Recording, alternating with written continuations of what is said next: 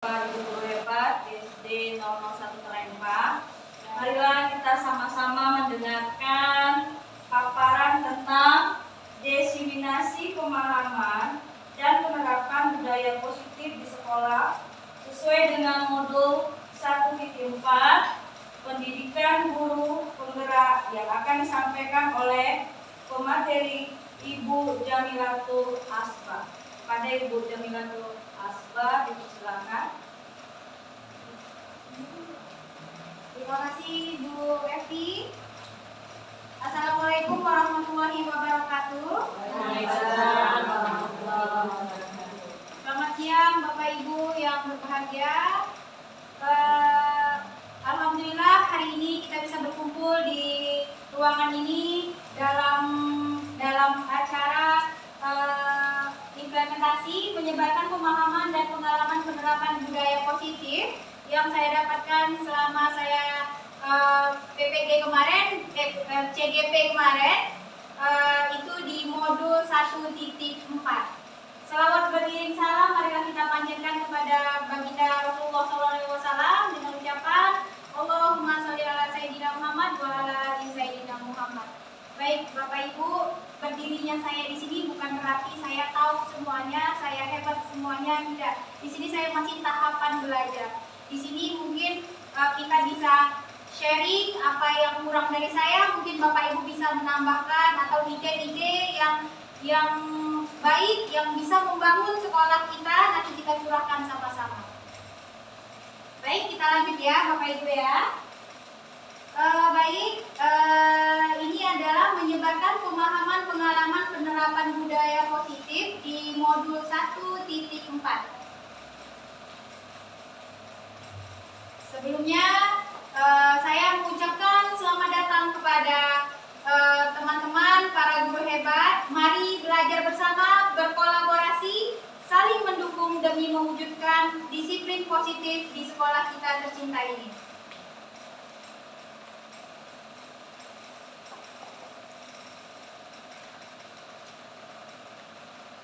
Baik, konsep utama modul budaya positif di sini ada 7 Bapak Ibu. Yang pertama ada perubahan paradigma belajar, kedua ada disiplin positif, ketiga kebutuhan dasar manusia, selanjutnya ada motivasi perilaku manusia, posisi kontrol restitusi, keyakinan kelas, dan segitiga restitusi. Jadi masing-masing ini adalah budaya positif yang akan kita bahas satu persatu pada hari ini. Nih, ini adalah pembelajaran dengan paradigma baru.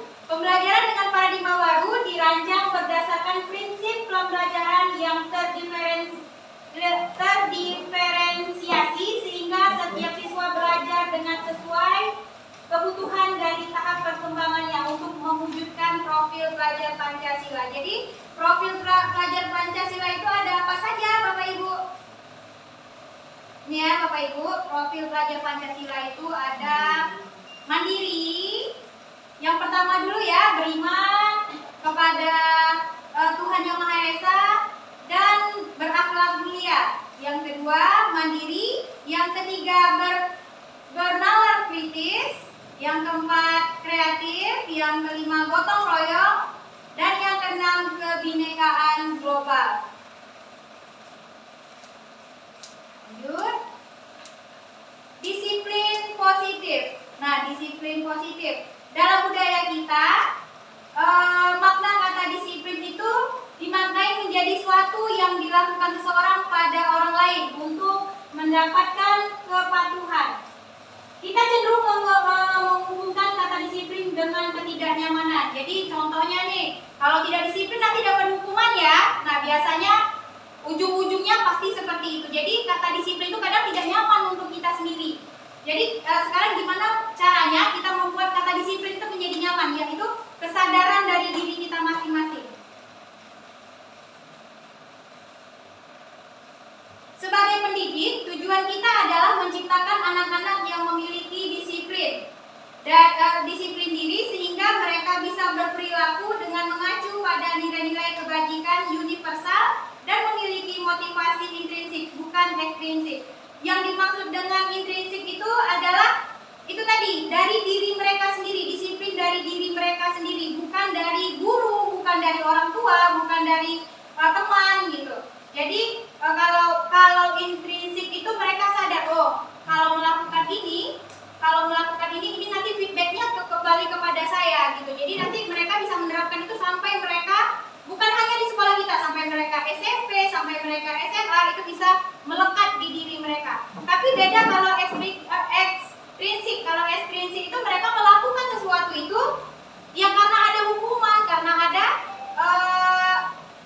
pelanggaran disiplin tadi. Jadi dari kita itu ada hukuman gitu. Jadi mereka itu melakukan sesuatu itu karena terpaksa, bukan dari diri mereka sendiri. Ada lagi disiplin positif merupakan salah satu cara penerapan disiplin yang bertujuan untuk menumbuhkan kedisiplinan serta memberdayakan anak untuk melakukan sesuatu tanpa sokongan, ancaman ataupun hukuman. Jadi itu berjalan sesuai keinginan mereka sendiri. Jadi tanpa kita hukum, tanpa kita kasih sanksi, itu mereka udah tahu itu yang baik untuk mereka gitu. Nah, ini ada lagi kebutuhan dasar manusia. Kebutuhan dasar manusia ini yang pertama ada bertahan hidup, kedua kasih sayang dan rasa diterima, ada lagi kebebasan dan kesenangan. Ya Bapak Ibu. Next. Motivasi perilaku manusia. Motivasi ini merupakan dorongan yang timbul pada diri seseorang secara sadar ataupun tidak sadar untuk melakukan suatu tindakan dengan tujuan tertentu. Jadi yang tadi berpaut dengan yang tadi. Jadi mereka melakukannya itu tuh secara sadar dan tidak sadar, tapi itu dari diri mereka sendiri, bukan dari kita yang ataupun mereka takut terkena hukuman gitu. Oke, jadi tujuannya itu yang pertama menghindari ketidaknyamanan dan hukuman. Murid melakukan disiplin diri karena dia takut dihukum. Ini merupakan motivasi ekstrinsik yang seperti yang kami bilang tadi ya Bu, dia ada dua, intrinsik dan ekstrinsik. Ada lagi mendapatkan imbalan. Nah, kalau kita biasa memberikan reward ataupun untuk anak, jadi mereka melakukan disiplin itu untuk apa? Karena ia mendapatkan imbalan, makanya dapat imbalan nih, atau dapat apa? Dapat reward nih dari Bu Ida nanti mau sholat kan? Nah, seperti itu contohnya. Jadi mereka melakukan sesuatu itu karena ada imbalan, bukan dari diri mereka. Jadi yang akan kita bangun sekarang ini adalah kesadaran dari diri mereka. Nah, kalau intrinsik nih, menghargai nilai-nilai kebijakan diri sendiri. Jadi kalau mereka sadar dengan diri mereka sendiri, jadi ini dia, mereka melakukan disiplin diri karena sadar akan nilai kebijakan dirinya ini. Ya, jadi ini merupakan motivasi intrinsik. Jadi mereka sadar apa yang mereka lakukan itu ya untuk kebaikan mereka, bukan untuk karena hukuman, bukan untuk dapat reward gitu. Selanjutnya, nah ini adalah konsep disiplin dengan identitas gagal.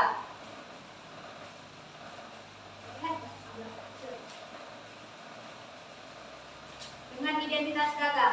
Nah, hukuman ini lebih relatif ke menyakitkan, tidak nyaman, murid takut. Kita juga lebih terkesan memaksa, murid menyembunyikan kesalahan mereka dari kita. Jadi mereka lebih ketakut gitu ya Bu ya. Misalnya disuruh jujur, mereka takut. Karena apa? Karena nanti kena hukuman gitu. Jadi murid menjadi rendah diri juga gitu. Ada lagi penghargaan. Kalau kita menggunakan penghargaan itu tidak efektif.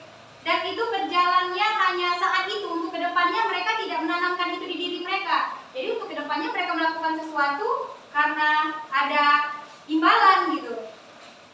Merusak hubungan iri. Jadi nanti yang ini si A misalnya, si A ini sudah melakukan nih semaksimal mungkin nih, dia merasa dirinya sudah melakukan kegiatan itu semaksimal mungkin. Tapi ternyata penilaian kita ada yang lebih maksimal lagi dari anak si A itu tadi. Ternyata si B yang dapat penghargaan itu. Nah, jadi timbullah sifat iri dan udahlah, nanti yang kedepannya tak usahlah aku maksimal lagi, dan maksimal pun tidak dapat juga penghargaan itu gitu. Terus mematikan kreativitas, menghukum dengan sistem ranking, merampas hak menghargai dirinya. Ya Bapak Ibu, jadi ini kalau kita menggunakan hukuman, ada juga kita kalau kita efek menggunakan penghargaan. Jadi intinya itu PR kita, bagaimana kita meningkatkan disiplin anak itu dari diri sendiri. Next, konsep disiplin dengan identitas sukses. Nah ini konsekuensi, penguatan. Kalau kita konsekuensi itu kan kita menyadarkan anak kalau dia melakukan kesalahan, ini loh konsekuensinya, hukumannya ini loh. Jadi kalau misalnya masih kita menggunakan seperti itu, maka itu penguatannya jangka pendek. Jadi hanya misalnya kita melakukan itu di kelas misalnya, berarti kalau di luar kelas udah di luar kelas mereka tidak akan mendisiplinkan diri mereka gitu. Hanya ada di dalam, hanya saat mereka di dalam kelas aja gitu. Kalau konsekuensi ini perlu monitoring berkelanjutan. Kemudian stimulus respon. Selanjutnya murid menghormati peraturan, dia menghormati, tidak bukan dari diri mereka gitu.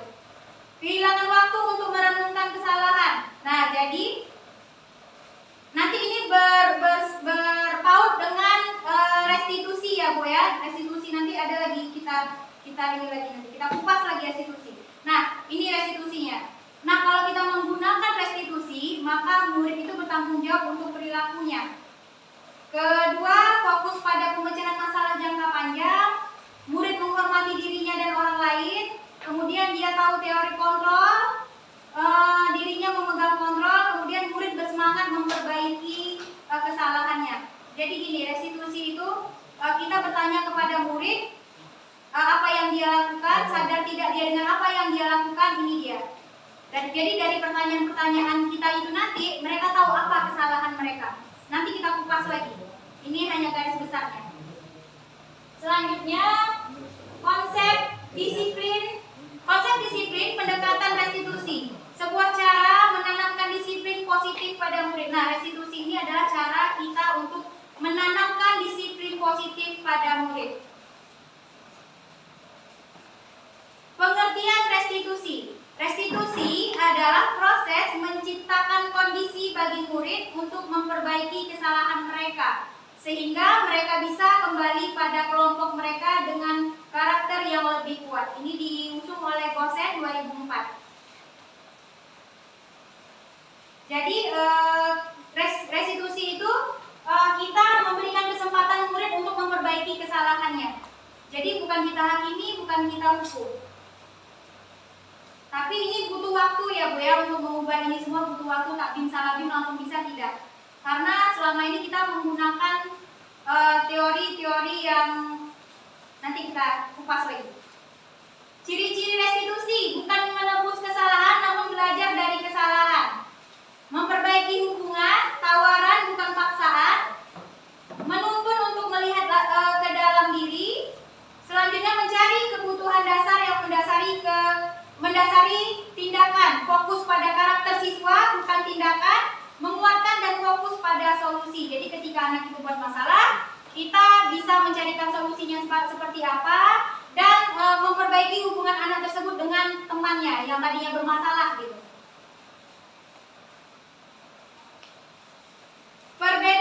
Perbedaannya Bu ya, perbedaannya itu hukuman, konsekuensi dan restitusi, perbedaannya. Nih, pada kasus siswa sering tidak mengerjakan PR. Nah, kalau hukuman, guru menghukum siswa tersebut hormat bendera selama 10 menit. Itu hukum, itu menghukum. Guru marah kepada murid dan murid menjadi takut ya. Itu hukuman. Kalau kita menggunakan teori konsekuensi, guru memberikan konsekuensi untuk mengerjakan PR-nya saat istirahat atau dikerjakan sebanyak 3 kali lipat. Guru tegas dan siswa menghormati peraturan. Itu untuk perbedaannya ya, konsekuensi. Sekarang kita masuk ke restitusi. Bagaimana restitusi itu? Restitusi itu guru menanyakan keyakinan kelas atau dirinya membuat penyelesaian masalahnya. Jadi contoh, kita menanyakan keyakinan kelas apa yang sudah kamu langgar. disiplin, tanggung jawab gitu ya. Kemudian kita penyelesaian masalah seperti apa? Kita bertanya kepada siswa, apa yang kamu lakukan agar hal ini tidak terulang lagi? Ya, jadi kita bisa kasih masukan, dia juga bisa kasih jawaban. Di situ kita menemukan masalahnya. Apa masalahnya dia tidak buat PR? Guru terbuka dan siswa menghormati dirinya dan orang lainnya. Jadi ini adalah perbedaannya ya Bu ya, perbedaan hukuman, konsekuensi dan restitusi. Next. Nah, di sini kita sebagai guru ada posisi kontrol. Posisi kontrol itu kita itu ada 5 yang kami bilang tadi, yang akan kita kupas. Posisi kontrol kita itu ada 5. Nah, yang dulu mungkin zaman kita sekolah dulu, guru-guru menggunakan posisi kontrol penghukum. Ya kan Bu? Dulu tak buat PR, suruh berdiri. Ya kan? Yang kedua, membuat rasa masalah. Membuat rasa bersalah. Membuat rasa bersalah itu contohnya, ibu kecewa sama kamu karena kamu tidak membuat tugas gitu. Jadi anak itu, oh iya aku bersalah nih, tak buat PR, merasa bersalah mereka. Yang ketiga, teman. Yang keempat ada posisi kontrol pemantau, dan yang kelima manajer. Ya Bapak Ibu, jadi ada 5 posisi kontrol yang sekarang yang direkomend, yang paling direkomend untuk kita sekarang, kita di posisi manajer. Turun sedikit dari manajer ada pemantau, turun sedikit dari pemantau ada teman. Jadi untuk sekarang posisi kontrol penghukum dan rasa bersalah itu sudah tidak direkomendasikan lagi. Lanjut. Nah, ini contoh penerapan 5 posisi kontrol. Kasus siswa tidak memakai atribut lengkap saat upacara bendera. Dan ini setelah saya belajar ini, posisi saya kan setiap hari Senin piket ya Bu ya. Jadi saya mengatur barisan, melihat anak yang tidak menggunakan topi. Ternyata kita membuat barisan mereka sendiri itu ternyata salah. Ya Bapak Ibu ya. Contoh penerapan 5 posisi kontrol. Kasus siswa tidak memakai atribut lengkap saat upacara bendera. Nah, ini kalau posisi kita sebagai penghukum, patuhi aturan sekolah lalu berdiri di depan barisan. Ini hari Senin ini saya melakukan ini ya. Mungkin untuk kedepannya bisa saya perbaiki lagi. Yang kedua ada membuat rasa bersalah. Ini kita punya satu siswa, rasa Ani. Ibu-ibu paham satu siswa itu setiap Senin pasti dia aja yang tak pakai topi, yang tak pakai dasi, bahkan tidak pakai tali pinggang. Si Iin ya. Mungkin nanti bisa kita terapkan posisi kontrol manajer dengan beliau. Membuat rasa bersalah itu timbul omongan yang seperti ini. Berapa kali bu guru harus memberitahu bu guru kecewa sama kamu? Karena kamu aja seperti itu ya. Iya, sampai tamat kata Bu Yen. Ada lagi posisi kontrol teman. Nah, kalau posisi kontrol teman itu kita berbicara kepada guru seperti ini. Ayolah yang tertib, buat Bu Guru bangga. Kali ini tidak apa-apa, kamu salah. Nanti kita yang handle lagi, kita maafkan lagi ya. Itu posisi teman. Ngomongnya pun tidak serius, sambil tersenyum-senyum. Itu ketika kita memposisikan diri kita sebagai teman mereka. Ada lagi pemantau. Pemantau ini obrolannya itu ketika mereka melanggar peraturan seperti ini. Contoh ya, kamu sudah melanggar, apa peraturan dan konsekuensinya? Kita tanya balik sama mereka. Ini kita pakai setelah ketika kita tidak bisa menggunakan manajer, baru kita pakai pemantau. Ya. Nah, kalau manajer ini apa kamu tahu kesalahanmu? Kira-kira bagaimana kamu memperbaiki kesalahan ini? Nah, di sini kita bisa melihat perbedaannya. Kalau kita di manajer, kita mengupas siswa itu. Kenapa dia bisa seperti itu? Apa yang kira-kira bisa dia lakukan untuk memperbaiki kesalahannya? Setelah itu, kalau mereka masih tidak bisa, baru kita menggunakan pemantau. Ya Bapak Ibu, kita tidak bisa juga seterusnya menggunakan manajer, karena manajer ini ya bagi beberapa orang anak mungkin kena, tapi ada beberapa anak juga yang mungkin kalau bahasa kita nih nendang gitu kan, sekali 2 kali dibiarkan makin jadi gitu. Jadi kita ada tahap-tahapannya. Lanjut. Nah, ini keyakinan kelas. Kemarin saya menggunakan kelas Ibu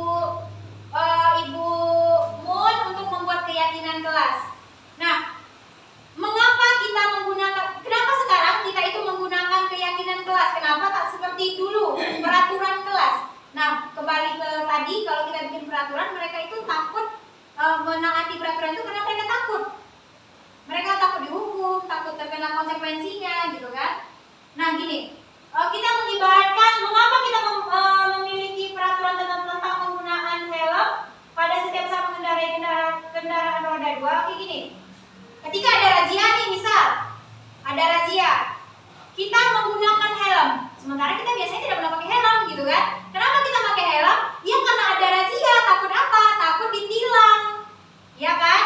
Itu karena kita takut akan sesuatu gitu. Bukan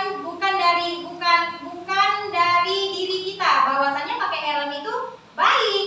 Karena kalaupun nanti suatu saat nauzubillah misalnya kita kecelakaan, mungkin efeknya itu tidak separah kita tidak menggunakan helm, keselamatan terjaga gitu. Yang kedua, contoh ya, mengapa kita memiliki peraturan tentang menggunakan masker dan mencuci tangan setiap saat? Jadi kalau misalnya ini kemarin kan sempat ada peraturan kalau kita tidak menggunakan masker maka kita akan didenda ya. Jadi kita kemana-mana beruang terbuka itu pakai masker ya karena takut dia apa? Didenda. Tanpa kita sadari sebenarnya pakai masker itu baik untuk diri kita sendiri, mencegah gitu. Nah itu perbedaan hukuman dengan restitusi. Nah, jadi itu kesadaran dari diri kita sendiri. Nah ini ada keyakinan kelas ini yang kemarin Ami coba buat sama anak-anak Bungun. Pertama kita berdiskusi tentang peraturan kelas. Jadi di situ ada Bu dilarang membuang sampah sembarangan, Bu dilarang mengganggu teman, Bu dilarang mengejek teman. Jadi itu bisa kami satukan semuanya. Jadi lewat apa? Lewat keyakinan kelas itu. Kemarin sudah jadi, cuma belum sempat kami save kemarin keyakinan kelasnya.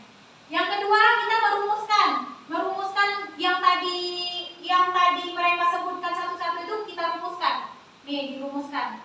Ditulis masing-masing anak itu menuliskan apa yang mereka inginkan, peraturan kelas yang mereka inginkan, mereka tuliskan di kertas. Kemudian yang ketiga menempelkan keyakinan kelas di depan kelas. Jadi mereka menempelkan, di situ baru kami bisa rumuskan menjadi beberapa keyakinan kelas. Keyakinan kelas itu tidak perlu banyak, 3 sampai 5 aja itu sudah cukup.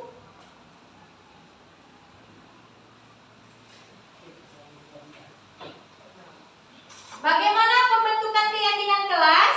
Nah, lebih abstrak dari peraturan, bersifat pernyataan universal. Universal ini luas ya Bu, dibuat dalam bentuk positif, sedikit saja agar mudah diingat. Kemudian sesuai dengan kondisi kelas dan sekolah agar mudah diterapkan. Selanjutnya semua warga kelas atau sekolah dilibatkan saat membuat ini tadi, saat membuat keyakinan kelas tadi. Ada lagi segitiga restitusi. Ini segitiga restitusi Bu. Segitiga ini tak terlalu kelihatan ya Bu ya. Tapi di sini udah kami inikan lagi, sudah kami tuliskan lagi. Segitiga restitusi ini ada menstabilkan identitas, yaitu kita semua akan melakukan hal yang terbaik yang bisa kita lakukan. Jadi ketika kita marah murid, nanti kita, ayo anak-anak kita lakukan ini sesuai dengan keyakinan kelas kita perbaiki kesalahannya, gitu biasanya ya. Kemudian validasi tindakan yang salah, semua perilaku memiliki alasan. Contohnya, si A tidak membuat PR. Ibu tahu kamu melakukan ini pasti ada alasannya. Di situ nanti pelan-pelan dia akan bercerita kenapa dia. Di situ kita menggali kejujurannya. Dengan kita bertanya seperti ini, yang tadinya dia tidak mau jujur, pasti dia mau jujur. Karena dengan kita bertanya seperti itu, dia merasa apapun alasannya pasti kita terima nanti. Gitu ya Bapak Ibu. Jadi dia tidak berbohong. Jadi anak itu tidak berbohong. Alasannya walaupun sekalipun dia lupa, dia malas, pasti dia jujur. Menanyakan keyakinan. Jadi kita semua memiliki motivasi internal. Keyakinan apa? Kayak seperti keyakinan kelas, gitu. Keyakinan kelas yang dibuat tadi, gitu ya Bu.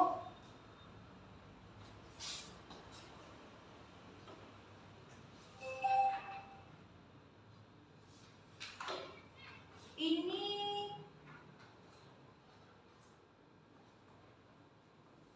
videonya tidak bisa diputar. Kemarin kami ada bikin video segitiga restitusi, salah satunya kami tunjukkan ya Bu ya.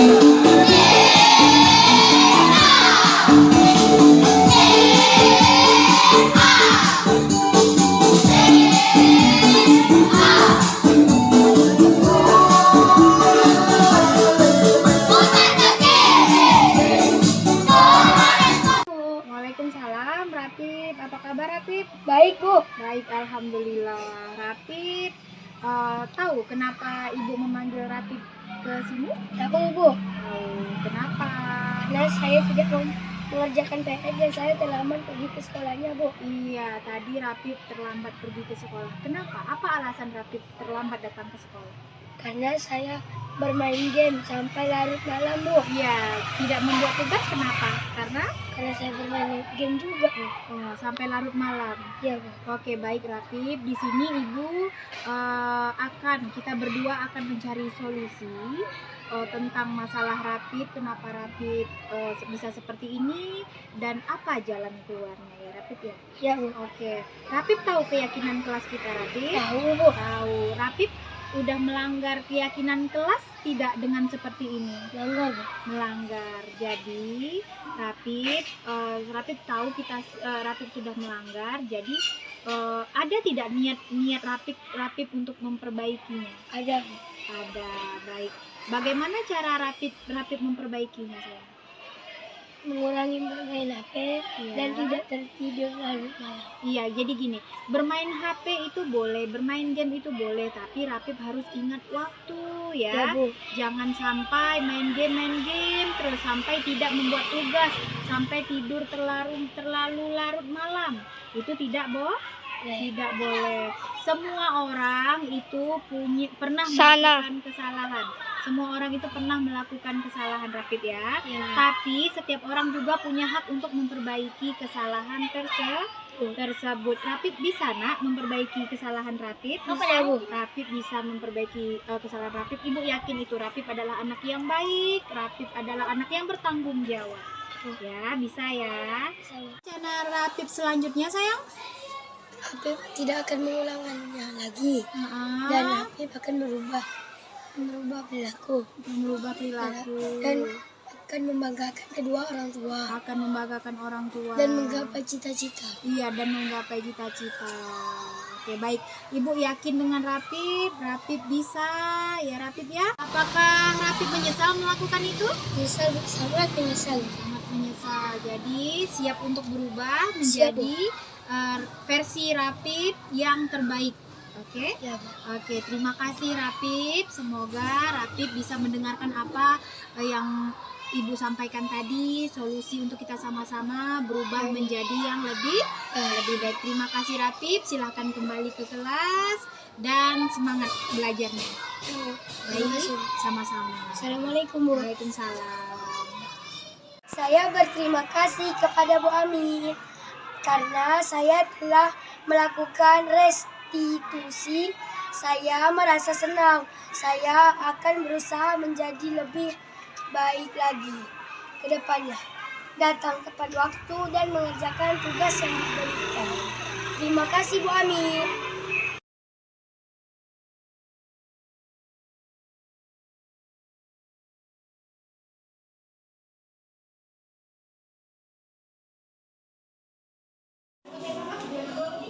Senandung sedang apa?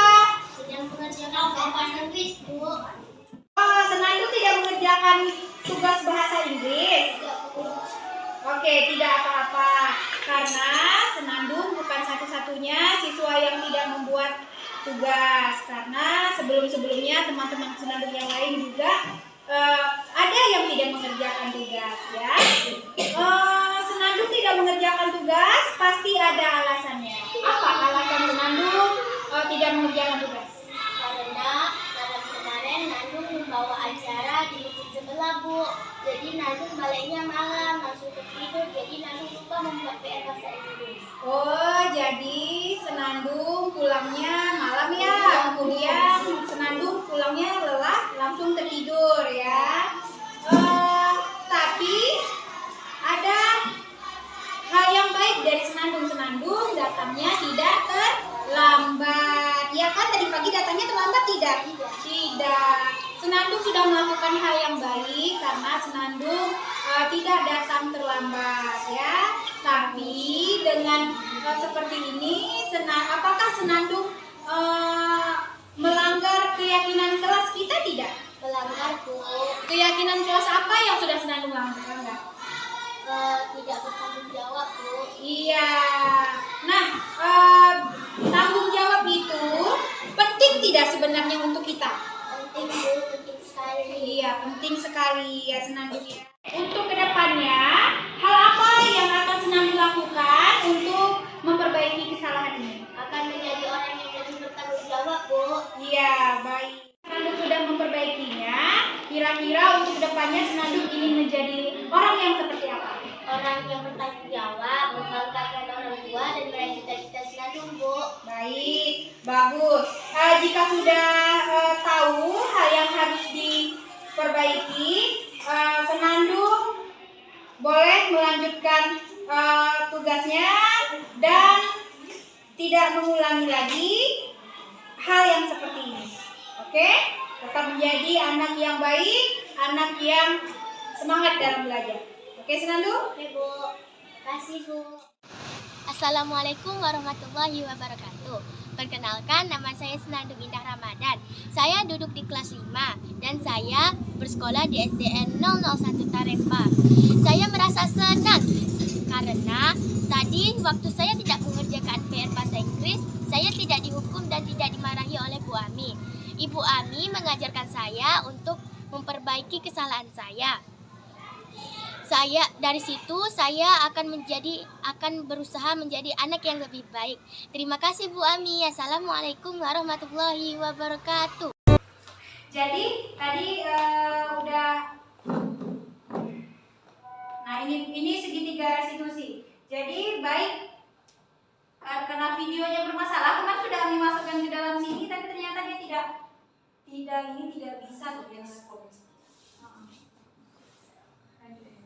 Nah jadi gini, kami lanjut ya Bapak Ibu. Dalam penerapan program disiplin positif nih, intinya hendaknya kita itu memiliki standar kepribadian profesional dan sosial yang saat ini bagaimana perjalanan dirinya sebagai seorang among atau posisi manajer yang menuntun murid-murid menjadi insan yang mandiri, merdeka dan bertanggung jawab.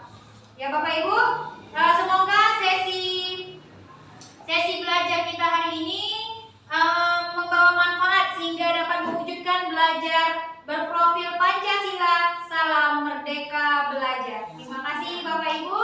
Mungkin dari Bapak Ibu ada yang mau menambahkan? Ibu wakil kepala sekolah, silakan Bu. Silakan Bu. Nah, terima kasih Bu Ami. Sama-sama Ibu. Mungkin yang kami tanggapi masalah yang selama ini mungkin sudah kita pelajari juga ya. Semua guru sudah mengalami Iya, apa yang kami sampaikan. Iya, benar. Mungkin ini adalah CPG ya. CPGP untuk guru penggerak. Namun untuk kurikulum yang kemarin 13 itu kita harus mempersiapkan untuk import sih, kalau tidak salah saya. Iya. Jadi dalam CGP ini berbeda, Iya. berbalik gitu Iya, ya. berbalik. Berbalik. Karena untuk CGP ini Bu, Iya. untuk persiapan menuju kurikulum merdeka. Iya, jadi bebas gitu. Iya, bebas. Jadi kalau ya kita kan secara berangsur-angsur. Iya, benar. Memberikan tahapan kepada Iya, anak. pada Jadi, anak.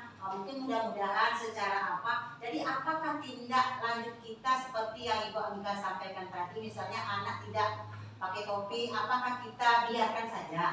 Jadi gini Bu, jadi bukan kita biarkan, kita panggil, kita tanya kita menggunakan restitusi tadi. Iya. Kita tanyakan alasannya kenapa, Iya.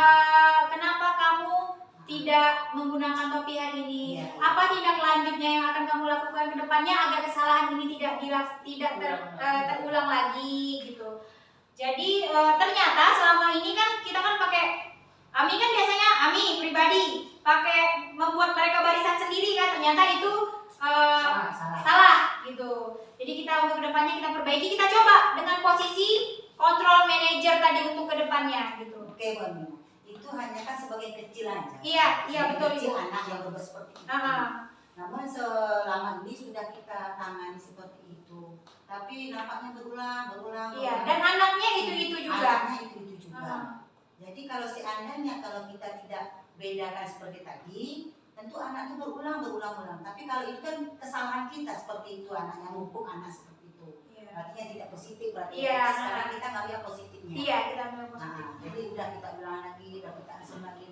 Jadi ikutilah sampai kelas 4 begitu. Dari kelas 3, dari kelas 2 itu juga orang. Iya. Kelas 5. Jadi kita nih kalau secara memang betul yang disampaikan oleh tadi kan teorinya betul. Iya. Untuk prakteknya ke dalam itulah kita Pak. Iya, dan iya betul. Itu pun tidak tuh tadi tidak mudah seperti membalikkan telapak tangan. Untuk menanamkan disiplin positif diri ke anak-anak itu sulit. Jangankan anak-anak, kita aja pun macam itu butuh waktu yang sangat lama gitu. Tapi tak ada salahnya mulai dari sekarang kita coba itu. Gitu. Ini kan sangat bagus untuk guru nih. Iya. Kita tahu perubahan untuk kurikulum merdeka ini, Iya. merdeka untuk anak. Nah, jadi mudah-mudahan saya asuh kita. Jadi saya jadi tanya-tanya satu nih yang masalah PR tadi. Ya, nah masalah PR tadi. Jadi memang saya tadi itu juga orangnya tidak mau ada perubahan untuk anak tersebut tuh. Jadi kalau saya memang saya beri hukuman, tapi nilainya itu ya tadi. Orang tuanya tadi, kosong ini anak bapak itu aja lagi. Nah, terus kita berikan seperti ini apa sebabnya? Dia lupa Terus ya Pak. Dia besar lupa. Lupanya apa? Lupa. Itu aja. Tapi kita belum lagi. Tapi kita selama ini kan kayak Widana, baca ayat, kita Jumat Wida ya. Kita beri reward ke anak. Wah, ini semua lah.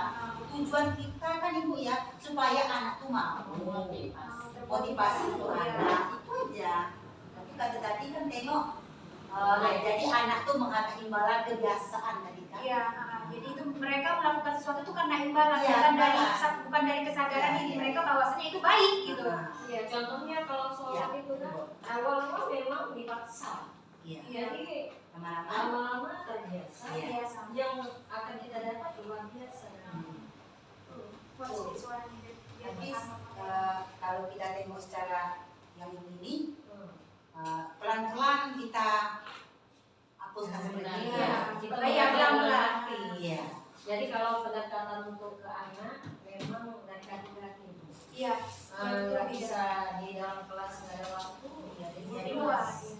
Seperti tadi yang Ibu Ida lakukan tadi kan, dia seperti dengan rapid tadi itu memang ngena sekali tuh ke sini gitu. Jadi tergantung anaknya. Dia mau kita ambil metode apa. Dan satu Ibu, jangan lupa kolaborasi dengan orang tua. Kolaborasi dengan orang tua, misalnya kerjasama dengan orang tua. Itu penting karena wadah utama anak-anak itu di rumah. Gitu. Kita di sekolah hanya membentuk mereka gitu. Tapi pada dasarnya kembali lagi di rumah. Dan kembali lagi anak sama kan. Iya, setiap anak itu unik. Mereka ada yang begitu sekali dikasih tahu langsung nangkap, ada yang udah berkali-kali susah gitu. Ini kayaknya yang ada masalah kita yang sama ini kayaknya kita harus berkolaborasi sama orang tua deh. Karena hari Senin itu kan kami yang piket, mungkin wali kelas, siapa wali kelas IIN? Bu Wanita ya. Mungkin kalau udah pendekatan Bu Wanita dengan IIN mungkin udah lebih dari itu. Mungkin dia udah mau ambil wudhu udah mau. Ya. Cuman kebiasaan Seninnya lagi nih nanti kita lihat nih datang terlambat sama itunya. Iya. Baik Bapak Ibu, terima kasih banyak diskusinya hari ini. Ibu Aswati terima kasih masukannya. Bu Ida juga semoga kedepannya kita bisa menjadi guru yang bergerak, tergerak dan menggerakkan. Semangat untuk kita semua. Amin. Terima kasih Bapak Ibu. Assalamualaikum warahmatullahi wabarakatuh. Saya Aswati, Wakil Kepala Sekolah SD Negeri 001 Tarempa, tempat di mana Ibu Jamilatul Asbah mengajar. Saya berterima kasih kepada Ibu Ami sudah mengimbaskan budaya positif kepada teman-teman sejawat. Kita akan sama-sama mengimplementasikan budaya positif ini di sekolah ini. Mudah-mudahan pengembangan ini bersifat permanen dan nantinya anak-anak akan menjadi lebih disiplin dan meningkatkan motivasi siswa untuk belajar. Semangat terus Ibu Ami mengikuti pendidikan guru penggerak, tergerak, bergerak, dan menggerakkan. Assalamualaikum warahmatullahi wabarakatuh.